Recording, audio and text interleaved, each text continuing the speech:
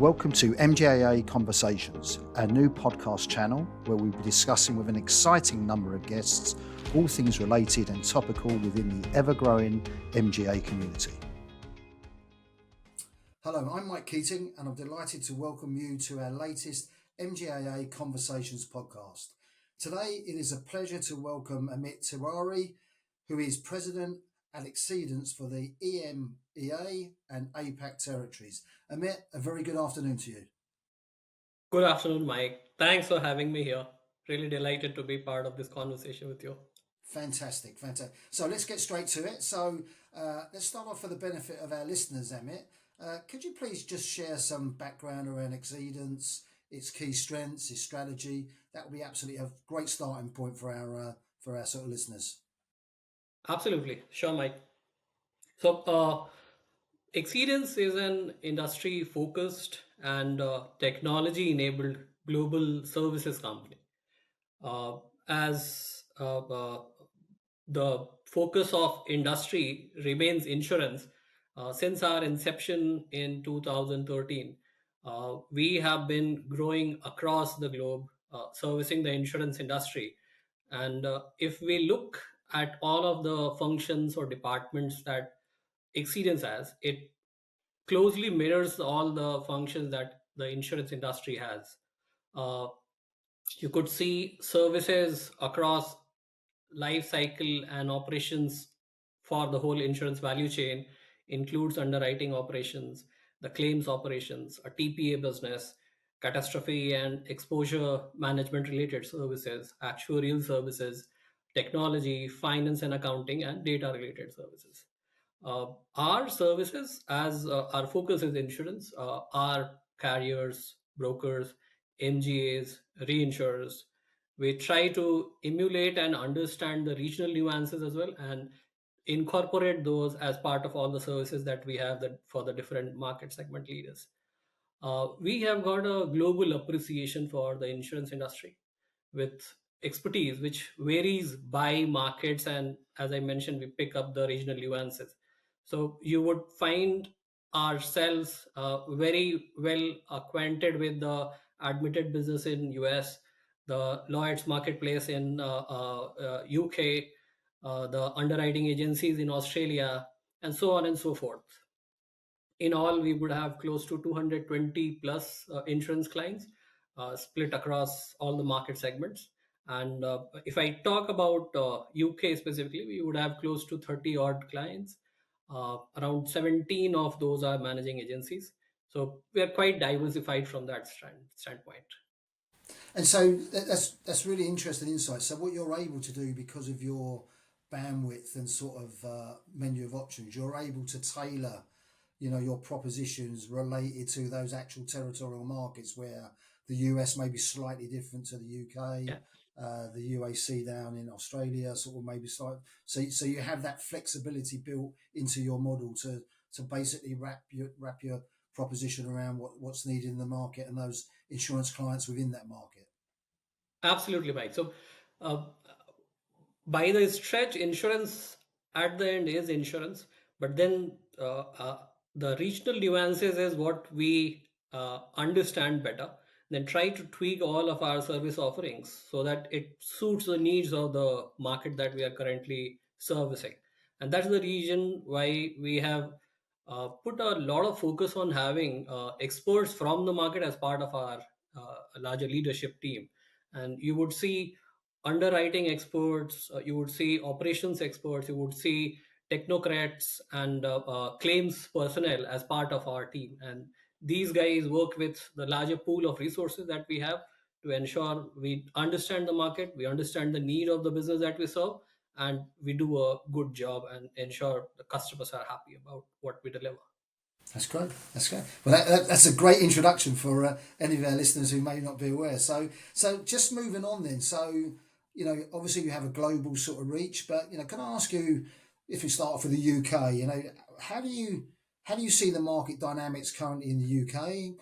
Perhaps touch on a little bit sort of in the territories you're sort of represented in, and where do you see Xceedance being well positioned to capitalise on those market movements? Sure. Yeah. I mean, UK market, probably I'll go deeper into the UK market, but the context around the global insurance market is also of equal importance, as markets are so interconnected, more so because of the Lloyd's marketplace. Yeah. Uh, Last couple of years, we have seen that whole loop of market hardening and softening gradually. And last couple of years have been big growth years in terms of premium. But here on, as we get into a soft market, the market is going to get much and more competitive. There will be a significant push on the operational cost optimization. That's one of the key things that we are observing in the market.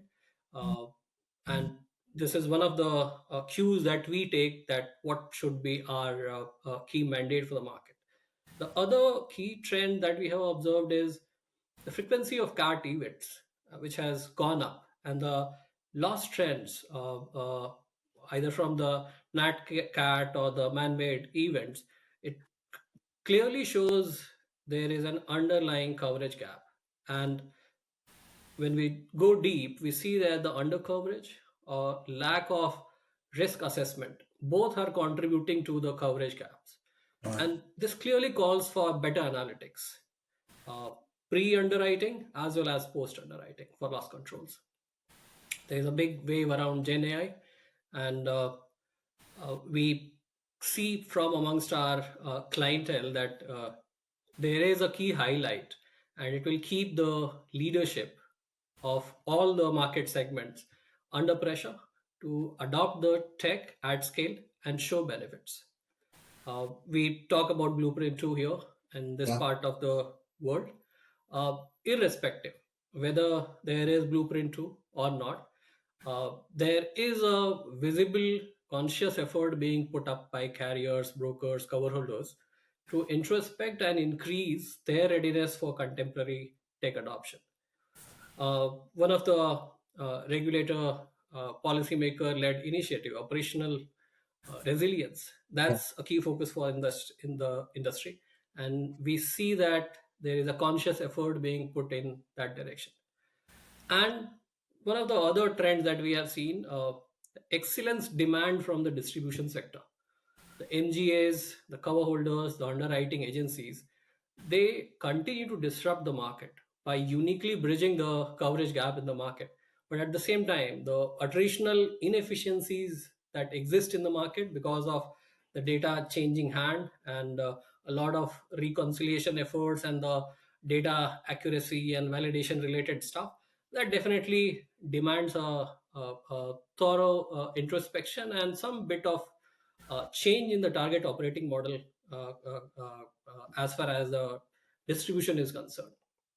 So when we look at all of these different dimensions, Exceedance is one of the uniquely placed providers which has the potential to disrupt and be of value to the whole insurance value chain. Yeah. All of these challenges that I just talked about, uh, kind of are our strength areas. These are the places, these are the players that we have been working for a decade or so. Uh, our teams are uniquely placed to identify the process bottlenecks. They have a unique ability to think about a solution, having done the work several times over with a number of our clients. Are experts who come from the different walks of the insurance value chain. We have got underwriters, as well as we have got founders from MGAs. We have got folks who would have set up their TPA business or they have ran their TPA business, who understand the claims operational nuances. All of that uniquely allows us to cut across the whole industry value chain and see that wherever there are process related inefficiencies, and how to streamline those processes. Yeah. And technology is an underlying aspect, a horizontal.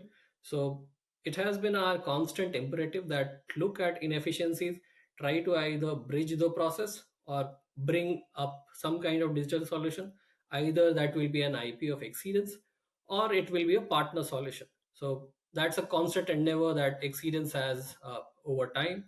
Data is another area wherein we see that the art and science of data consolidation and governance is very well perfected uh, over time by our team, and we understand that where is that uh, hidden treasure of data lying, how do we Yeah. really uncover that data and be able to deliver value to our customers. Now, whether this data is involved in doing KYC, doing sanctions check, is part of risk and exposure management, Yeah. loss data, party information, financial details, all of those. And these are essentially the strengths that Exceedance possesses, with which we'll be able to help the market navigate through this phase as well. Yeah. It's Hopefully, I I, answered your question. yeah. I think it's a great answer actually. I just want to pivot back on something. Is that in your experience, number one, as an industry, we clearly duplicate and we a lot of task material. So that I know, even in 40 plus years in the industry, we're still doing that. Do you still Amit? Do you still see a reluctance across the stakeholder chain for some stakeholders to relinquish what they may have done historically and actually embrace new ways, even though they're still going to get the same information, probably in a far better format, far more real time. But there's a reluctance to relinquish because we've always done this for the last 100 years, and therefore is that one of the big challenges which Exceedance have to try and change that culture to see where the benefits of? You are bang on, Mike, because I think the biggest change is in terms of the inertia. Uh, it's not about the availability of a certain digital tool or the skill set within the organization. It's primarily been around the inertia, and more so because our market is uh, distributed or is a part of a larger chain of several participants. There is a broker who has got to bring the data in a certain format so Yeah, that the downstream process could be much better off. In certain cases, wherever there are MGAs or cover holders involved, they are also an intermediary which are involved in the whole process, and they are ensuring that their part of the job is well done, and they don't really bother that how they could have made the process upstream better or make the process downstream better with the carriers. And then similarly at the carrier end and similarly at the reinsurance end, nobody is really trying to put in a conscious effort to look at the whole system, the whole yeah, workflow. Everybody is trying to optimize their own processes, yeah, but they yeah, don't know that this can't operate in silos. They yeah, have dependencies upside and downside, and it needs to be taken care of. And Lloyd's probably is a great example because this marketplace operates by integrating all of these players at one place. yeah. Uh, Blueprint 2 is a great idea, but we have seen some challenge in the whole execution bit. If this goes well, I think it could set a precedence for the larger global insurance industry to think about it. True. I see and hear about several initiatives being taken by some of the large brokers that they want to optimize the whole placement process, integration with the carrier, so that the turnaround time could be much faster and the data reconciliation bit could be optimized. Similarly, for multinational insurances, a lot of such platforms being discussed. But who bells the cart is the question Yeah, probably that yeah, we are all dealing with. yeah. No, yeah. I think, yeah, it's a great debate actually, and I think you're right that ability not to work in silos and actually look, as you say, of the wider ecosystem. And as you referenced, it just reduces operational costs, which allow you to potentially deliver more EBITDA, allow you to look at different levers on your P&L. So it's so important. It's so important. So you've touched upon him. You've touched upon about the wide range of menu of services which Exceedance can offer. Sort of the insurance sort of ecosystem. Are there any sort of new initiatives which you're looking at in 2025, or completely new, or basically subsets of the headline sort of menu options you do currently? Absolutely, Mike. And there's probably part of a larger roadmap that we have. We do a lot of services. We have got some IP, we have got some solutions, also by virtue of our relationship with a lot of product companies. But then one of the pieces which has been relatively less explored within Exceedance is our ability to provide right kind of data to our clients, Okay. creating data assets. And this is something that we are prioritizing this year. So, and this is on the back of some of the acquisitions that we had in the previous year. So, we acquired a company called MIS, Millennium Inspection Services, and over last 25-30 odd years, they have created a massive storage of information, doing the inspection of millions of properties in US. And these are not by zip code, these are individual properties that we have information about. So the whole idea is creating one of the data assets which can provide the insurer detail about the property by property, and use this as one of the underlying tenets about providing risk related information for better underwriting. So data assets are going to be one of the key deliverables or initiatives from Exceedance's side. The other one is some market wide initiatives wherein we are trying to attend to the problem that we just discussed a couple of minutes back around reducing the inefficiency in the market, doing something once and be able to leverage it multiple times. Yeah. Again, it ties back with the whole construct about data, uh, correct data presence, being able to dip into the right kind of data and leverage that in the whole risk assessment process. So our colleague Justin Davis, he is trying to create a steering group of several brokers and several managing agencies to figure out how could we have a process wherein, say, starting with property underwriting, the whole catastrophe modeling process, we have the schedule of values once, we do the data scrubbing, enrichment once, and then be able to serve all the carriers who are getting the submission Yeah. to underwrite. And Yeah. we call it project once. We are trying to gather more momentum around it. We have got around 6 7 players who have shown willingness to participate in this whole process. And think about it this way: if one broker is spending say £100 on getting that data cleansed and enriched, and there are three carriers who received that submission, and this process could be multifold, another broker, another set of three carriers, and so on and so forth. Everybody is spending say X pounds or £100 on that initiative. If this whole process could be done once and only an incremental money is being paid by all of these players, they all are saving money. There is a improvement in the response to Yeah. market, Yeah. as well as we tend to get a better share of the whole pie, because this is all being centralized, being Yeah. done at one place with the right kind of parameters considered for each of the carriers or broker partners. So that's another one that's being discussed. uh, Agentic AI is a talk of the town, and Yeah. Yeah. we have a very aspirational milestone for ourselves that by 2030 we should have 10x of productivity from each of the people that we have on board. Fantastic. Yeah. This is all being driven by making each person become a citizen developer.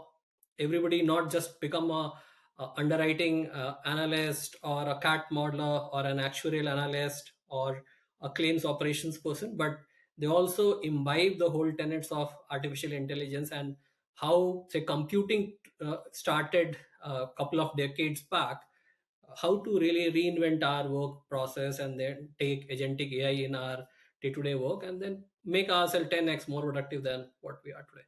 So these are a couple of initiatives which are really taking most of our time. Yeah, they're fantastic. It's because we all know sort of, if you look at the ecosystem, really, is that every stakeholder, it's a margin business, isn't it? We're in margin business. Yes. And there is only a certain number of levers you can pull to improve your margins ultimately. And remove and replication is one of them, which obviously you guys are at the heart and the forefront of doing that. And hopefully when sort of people listen to this podcast, you may get some calls around that particular initiative around corralling that data together. So we shall see. So the best of luck with that. Incredibly, you touched upon you have the 10 times sort of optimization from staff perspective in terms of what they do. What do you think from in terms of our industry generally needs to do to both retain probably and really attract more new talent, because we are in a competitive employment market space, and there is a concern that from a wider insurer piece that we're not attracting the university graduate, the data scientists, they're going elsewhere. What's your own views on that, Amit, in terms of what we need to do more? Yeah, I mean, when I graduated, I myself didn't know all about the larger PNC market or the life and annuity market or the healthcare sector. I probably knew at best about the car insurance or probably the home insurance. Right, Uh, okay. so I can identify with the new age generation as well, that the breadth and width of insurance know-how is pretty limited. We don't create enough awarenesses, or we do not participate do partnership with the academia or the universities to really give them a real essence of what insurance is and how important it is in the overall growth of an economy. Yeah, It's something that is untouched. And the other thing is, as we talked about, uh, the inertia to change. We don't really want to, we don't show enough inclination to change rapidly. And because of that, there is a significant divide as well that is being created between, in a contemporary day-to-day uses, what are the things that I'm used to doing versus what as insurance industry are we providing as a customer yeah, experience. yeah. Good point. Yeah, and this is something that I feel that we'll need to bridge. We'll need to bring the new generation always brings fresh ideas. Yeah, They'll be able to bridge the gap of digital skill set.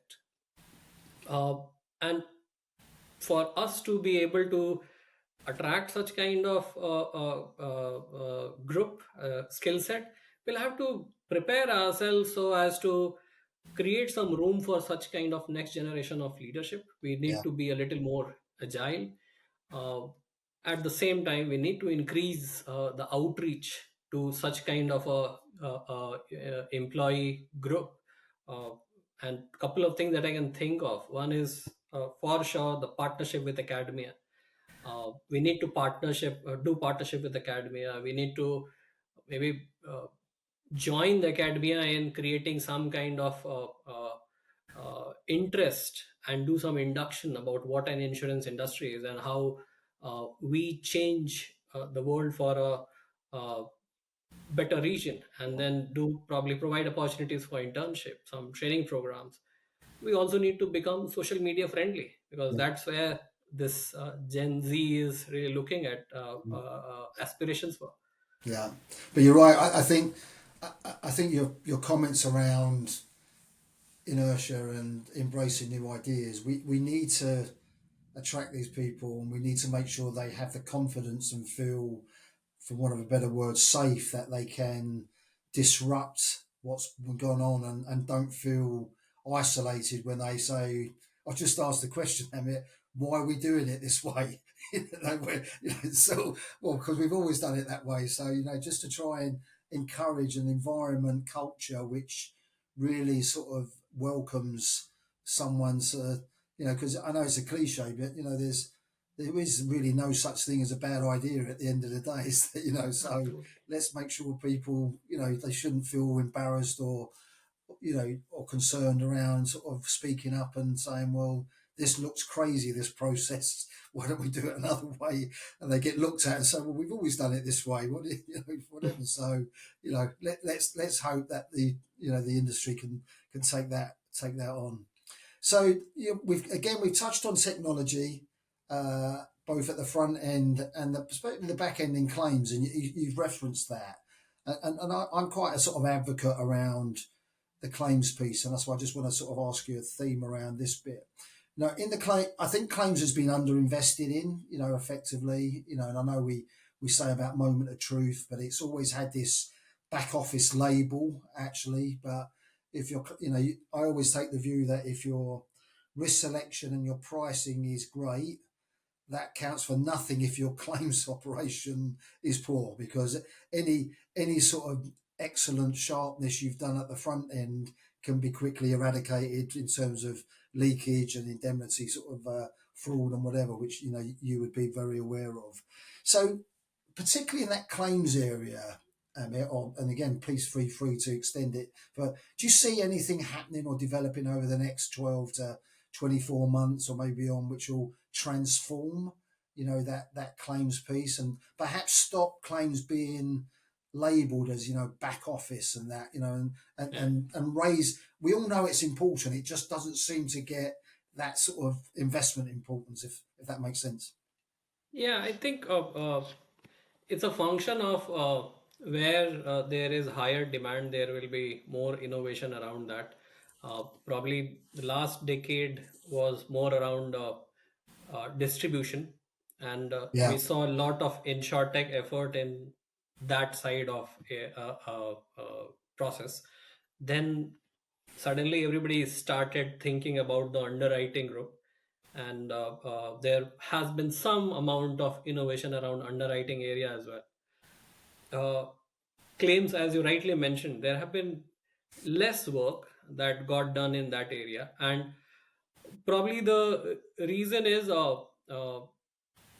there has been a technology that was adopted by most of the insurance companies around 2 decades back, the larger ones I'm talking about. And over last 2 decades, it has become a legacy. Okay.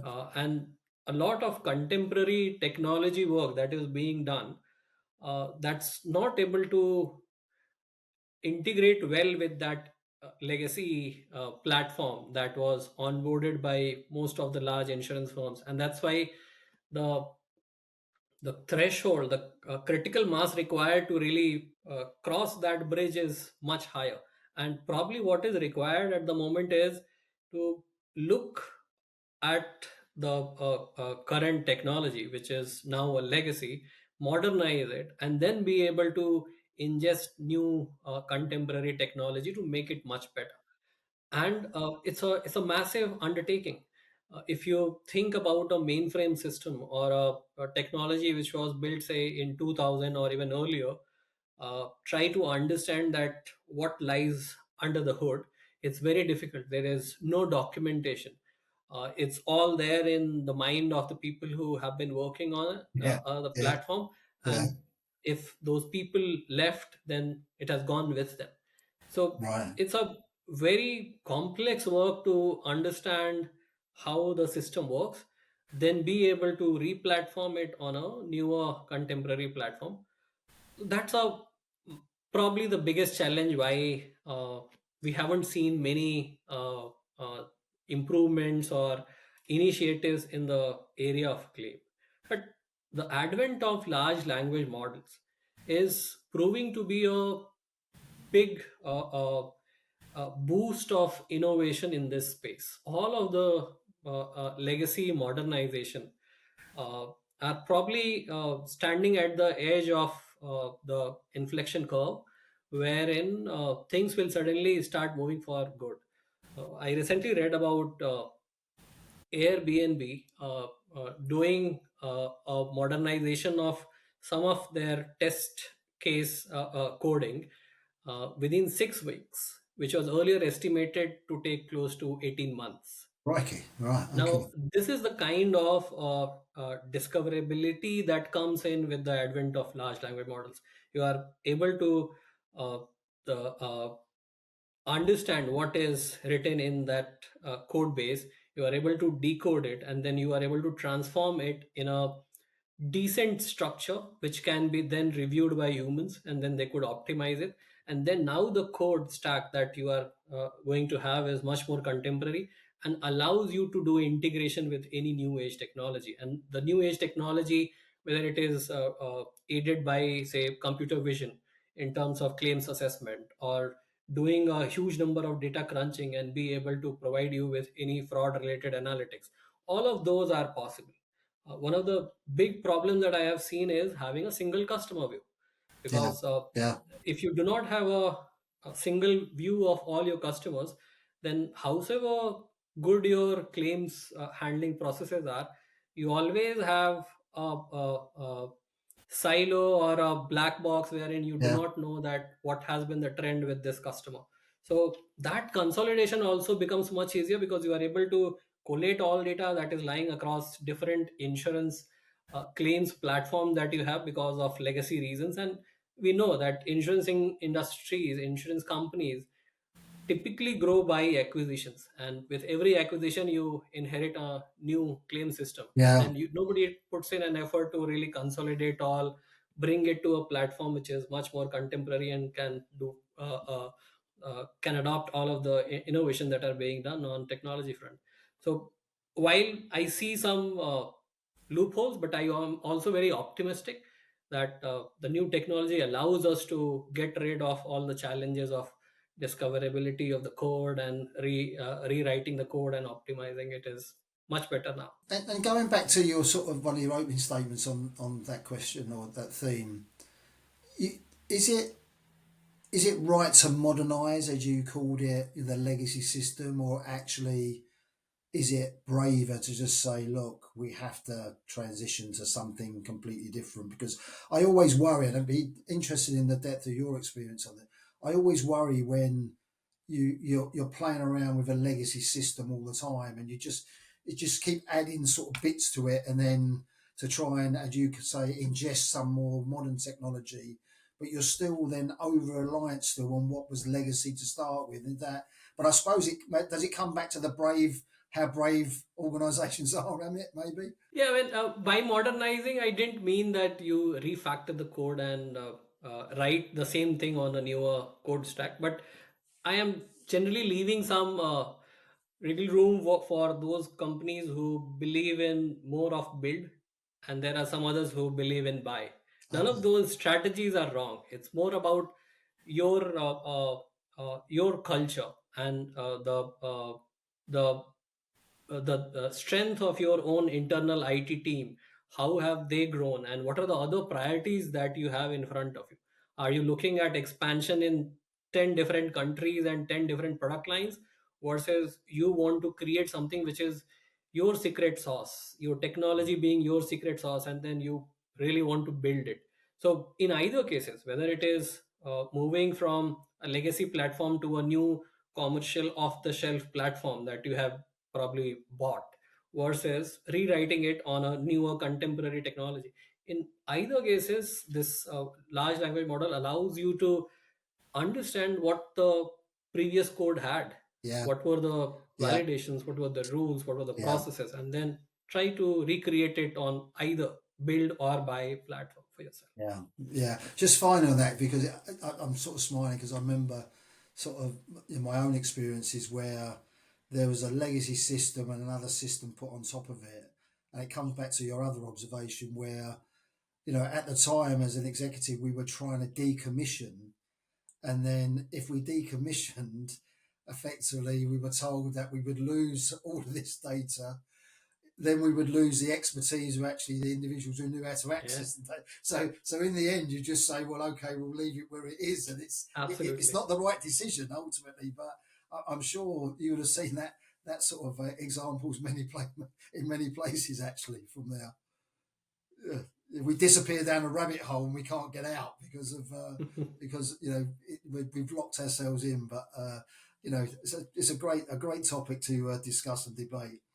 Okay, well, look, I mean, I'm coming to a close actually, and it's been so insightful, a fantastic episode. So, if we were hopefully be chatting again in 12 months' time, what would you hope to be able to share with me and sort of listeners in terms of what you'd hope Xceedance will achieve in that 12 months in particular?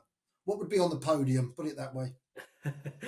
Sure. So, I don't have a crystal ball, but based on the efforts that we are putting in and uh, the global mandate that we have, I can think about a couple of things for sure.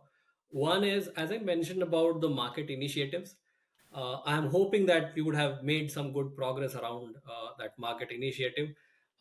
Even if we get a decent size of mandate, we can start with that group about Yeah. centralizing that whole services, at least for one process area, and then show the market what is the art of possible in that area. Uh, the other one is around establishing a TPA business outside of America, because uh, our first set of leadership for TPA business was onboarded in Americas. We also acquired a TPA business in Americas, and based on the success of that TPA business, we really want to take it beyond Americas, Okay. and we are contemplating all kind of options, organic, inorganic. Either in UK or in Australia, because both of the markets sound very prime to us for setting Yeah. up a TBA business. So probably that could be another one. And uh, there might be some inorganic growth story in Europe. Okay. Uh, we have set the foot in Europe. We have got some presence in France. We have got some presence in Germany. But we definitely want that there be some local presence, with maybe if we could acquire an organization with IT service offerings, or maybe some insurance specific service offerings in the DAC region, that would be of keen interest, and hopefully we would have under our carpet by then. So these are a couple of things that probably I could Okay. share with Well, you. all I would say, Amit, busy but very exciting times. Amit, again, thank you very much for sort of taking the time to speak to me and sort of to our wider sort of audience, and I'm sure there'll be great feedback and very interesting in terms of the things we've covered. So again, thank you very much again, and catch up with you again soon. Thank you. Thank you, Mike. I really like being part of the platform. Uh, Always great conversing with you. Thanks for having me. Okay, fantastic. All the best. Many thanks for listening. We welcome all feedback, so please get in touch with your suggestions on topics and future guests. Please don't forget to subscribe on your chosen platform so that you don't miss out.